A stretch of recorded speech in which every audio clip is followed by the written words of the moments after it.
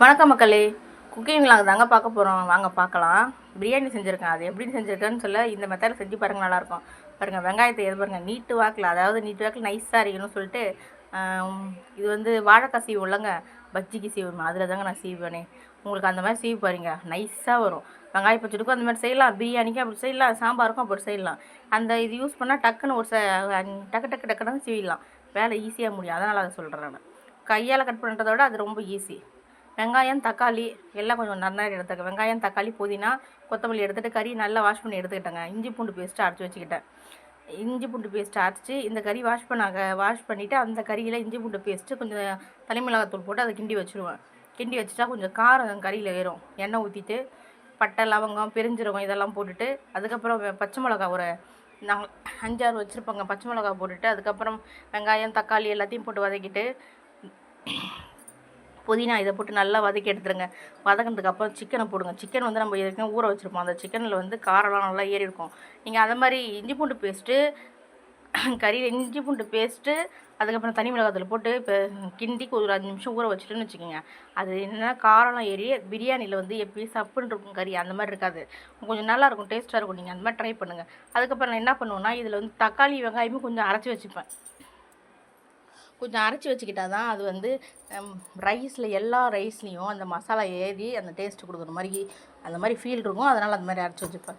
நல்லா வதங்கினதுக்கப்புறம் கறியை போட்டு வதக்கிட்டு அரிசி வந்து வீட்டில் நம்ம சாப்பாடு அரிசி தாங்க, பாஸ்மதி ரைஸு, அப்புறம் நிறைய பிராண்டட்லாம் இருக்கிற பிரியாணிக்குன்னு தனியாக சீரக சம்பா அதெல்லாம் இருக்குது. அதெல்லாம் இல்லாத சமயத்தில் இந்த மாதிரி யூஸ் பண்ணிப்பேன். இந்த அரிசி வந்து கொஞ்சம் ஊற வைக்கணும். ஊற வச்சா தான் ஊற வச்சு செய்யணும்.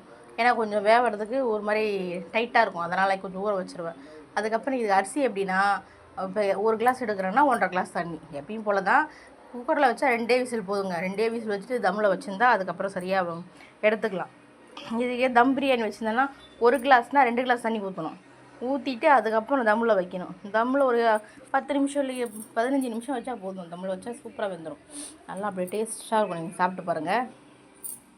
1 கிலோ கறி வாங்கிக்கிட்டு 3/4 கிலோ கறிக்கிட்ட நான் பிரியாணிக்கு போட்டுட்டேன். மீதி 1/4 கிலோ கறிக்கிட்ட எடுத்து வச்சு கிரேவியும் வர வைக்க போகிறேன். வெங்காயம் பச்சடி கிரேவி செய்ய போகிறேன். தனி மிளகாத்தூள் பிரியாணி தூள் இதெல்லாம் போட்டு நல்லா மிக்ஸ் பண்ணி தண்ணி அது மாதிரி தேவையான அளவு 1 டம்ளர் அரிசினா 1.5 டம்ளர் தண்ணி ஊற்றுவேன். ஊற்றிட்டு குக்கரில் மூடி வச்சுட்டு தயிர் பாருங்கள், தயிர் லெமனு கொஞ்சம் புரிஞ்சிக்குது. தயிர் புளிப்பு கொடுக்கும். தயிரும் நான் யூஸ்வல் நம்ம இப்போ செய்கிறது தான். தண்ணி பாருங்கள், நான் கப்பில் எடுத்தேன் அந்தளவு நான் ஊற்றுறேன். எடுத்து வச்சுட்டு 1 கப்புக்கு 1.5 கப்பு தண்ணி, அவ்வளோதாங்க. 2 விசிலுங்க. தம்மில் வச்சிங்கன்னா 15 நிமிஷம் இல்லை 20 நிமிஷம் தம்மில் வச்சுட்டா போதும். சூப்பராக வெந்து போயிடும். மேலே கொஞ்சம் நெய் ஊற்றிக்கிங்க. அப்புறம் புதினா தழையை கொஞ்சம் தூவி விட்டு மூடி பாருங்கள். லெமன் புழிஞ்சிக்கிங்க. லெமன் புழிஞ்சால் நல்லாயிருக்கும், சூப்பராக இருக்கும். கொஞ்சம் புழிஞ்சிக்கிட்டு அதுக்கப்புறம் சிக்கன் கிரேவி செய்ய போகிறேன். இந்த பிரியாணிக்கு எப்பவுமே கிரேவி வச்சா தாங்க கொஞ்சம் நல்லாயிருக்கும். அதை எப்பயும் போல் பிரியாணி செஞ்சாலே கிரேவி வைக்கிறது பழக்கமாக போயிடுச்சு. நல்லாவும் இருக்கும் அந்த மாதிரி செஞ்சாலும். கிரேவியில் என்ன பண்ணுவேன்னா அதே மெத்தட் தான். எண்ணெய் ஊற்றி கடுகு போட்டு எண்ணெய் பட்டை லவங்கெல்லாம் போட்டு பெருஞ்சீரகம் போட்டுட்டு வெங்காயம் தக்காளி போட்டுட்டு அதுக்கப்புறம் இஞ்சி பூண்டு பேஸ்ட்டு போட்டுட்டு இந்த வெங்காயம் தக்காளி கொஞ்சம் அரைச்சி வச்சுப்பேன். அதுலேயும் வச்சுப்பேன். அரைச்சி வச்சுக்கிட்டு அதை அரைச்சி வச்சதை ஊற்றி திக்னஸாக வரும். அதுக்கப்புறம் தயிர் வர ஊற்றுவோங்க. இதில் தயிர் ஊற்றி நம்ம சிக்கன் கிரேவி வச்சா நல்லாயிருக்குங்க. நீங்கள் வச்சு சாப்பிட்டு பாருங்கள். ஒரு முறை செஞ்சு பாருங்கள், நல்லா தான் இருக்கும். ஒரு முறை செஞ்சு சாப்பிட்டு பாருங்கள். இந்த மெத்தடு நல்லாயிருக்கும். இஞ்சி பூண்டு பேஸ்ட்டு வந்து நான் அரைச்சி வச்சுப்பேன். இங்கே பாருங்கள், அது எப்படின்னா ஒரு டம்ளர் அளவு எக்ஸாம்பிள் சொல்கிறோம். 1 கிளாஸு இப்போ பூண்டு எடுத்துக்கிட்டோன்னா 3/4 கிளாஸு இஞ்சி எடுத்துக்கிட்டோம். இது வந்து வெங்கட் பட் சார் இருக்கார்ல, குக்கு வித் கோமாவில் இருந்தார் வெங்கட் பட் சார், அவருடைய ட்ரிக் இது. அதுமாதிரி தண்ணியே ஊற்றக்கூடாது. தண்ணி ஊற்றாமல் அரைச்சி வச்சுக்கிட்டா அப்படியே நல்லா ஃப்ரெஷ்ஷாக இருக்கிற மாதிரியே இருக்கும். மேக்ஸிமம் 1 வாரத்துக்கு தான் வச்சுப்பேன், அதுக்கு மேலே அரைக்க மாட்டேன். சின்ன கிண்ணத்தில் கட் பண்ணி அரைச்சி வச்சுப்பேன் அந்த மெத்தடில். அது நல்லாயிருக்கும். கறி போட்டு நல்லா வதக்கிட்டது பாருங்கள். தக்காளி வெங்காயமும் நான் அரைச்சி ஊற்றுவேன். அது சூப்பராக இருக்கும். இப்போ இதிலே தண்ணி வருமா, தனி மிளகாத்தூள் போட்டிருக்கேன். சிக்கன்லேயே தண்ணி வரும். நிறைய தண்ணியும் ஊற்ற தேவையில்லை. சிக்கனில் போட்டுட்டு நமக்கு தேவைன்னா கொஞ்சம் தண்ணியாக வேணால் கொஞ்சம் தண்ணி ஊற்றிக்கலாம். இப்போ மசாலா பவுடர் போட்டு நல்லா கிண்டிட்டு நமக்கு தேவையான அளவு தண்ணி, உங்களுக்கு திக்காக சதன்னு வேணும்னா நீங்கள் தண்ணி கொஞ்சமாக ஊற்றிட்டு அப்படியே விட்டுருக்கலாம். கொஞ்சம் தண்ணியாக வேணாலும் அதுக்கு அது மாதிரி எடுத்துக்கலாம். கிரேவினா கொஞ்சம் சதன்னு இருந்தால் நல்லாயிருக்கும். அதனால் கொஞ்சமாக ஊற்றிருக்க பாருங்க, அதிலே வரும். அதனால் அந்த மெத்தடில் போதும் சொல்லிட்டு அப்படியே விட்டுட்டேன். அதுக்கப்புறம் தயிர் ஊற்றணுங்க. லாஸ்ட்டில் தயிர் ஊற்றி பாருங்கள். அதுவும் சூப்பராக இருக்குங்க. தயிர் ஊற்றி செஞ்சாலும் இதில் யூடியூப்பில் தான் பார்த்தேன் நான்.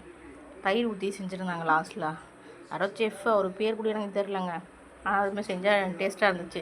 இந்த பிரியாணிக்கு இந்த சைடிஷ்ட்டை ஊற்றி சாப்பிட்டு பார்த்தா சாறு மாதிரி தக்காளி சோறு அப்படின்ற மாதிரி செம்ம சூப்பராக இருக்கும். டேஸ்ட்டாகவும் இருக்கும், புளிப்பும் இருக்கும், காரமும் இருக்கும், நல்லாயிருக்கும். அந்த கறியை சாப்பிட்றதுக்கே நமக்கு அவ்வளோ டேஸ்ட்டாக இருக்கும்.